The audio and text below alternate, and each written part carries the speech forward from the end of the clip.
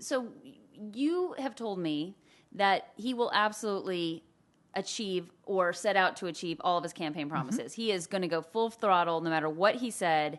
It is going to happen if it's the last thing he does. But then we have things like the healthcare issue. Well, that's hurting. We're learning that's hurting his supporters. Yes. So how, in his mind, how is he squaring that? And for all of the Congress people who are now, are in a quandary, the Republicans are in a quandary. Do I support our president? He is, in my party. I need to support him. We need to get this done. Or I have my constituents who this isn't going to help. This was never really about constituents, was it? It was about power. Yeah. And I think that's the confusion. I think people think, well, he's going to fight for me. No, he's not. Yeah. He got your vote. And so again, that right there is the narcissist. Like, but they told me they liked me. I'm sure they did. Yeah. I'm sure they did, but they're not going to advocate for you.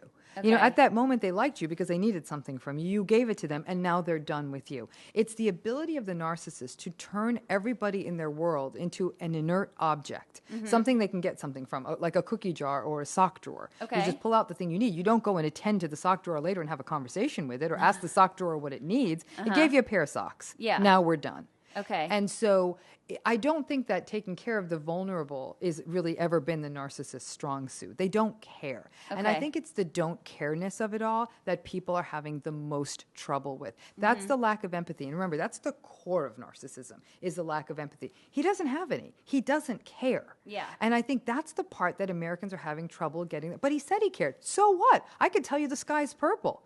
Believe me, don't believe me, but I just said it to you. Doesn't mean I mean it. So when he is saying, and he continues to have these campaign rallies, and when he goes out there, okay, so the campaign rallies, and you wanted this, and you wanted that, and it's about him giving it to them, but it's really about them giving him A vote.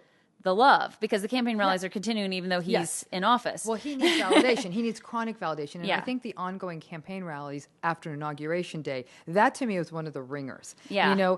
I remember being once at a retirement party of a narcissist, and he sat there literally saying, tell me more wonderful things about himself. He literally said that out loud, and I thought, what a beautiful moment. And that's he needs it. You got to remember, you almost have to view a narcissist as an empty vessel that constantly needs to be filled with validation. And that's really what it is. It's, I need more validation. I'm not getting it. Because you can imagine advisors and people on the Hill, that's not their job. I mean, he has a lot of people stroking him in the Oval Office. Yeah. He needs that. But some of those people are sometimes going to have to say no. They simply are. It's just the nature of how politics works. Otherwise, they're going to end up breaking the law, which they can't afford to do.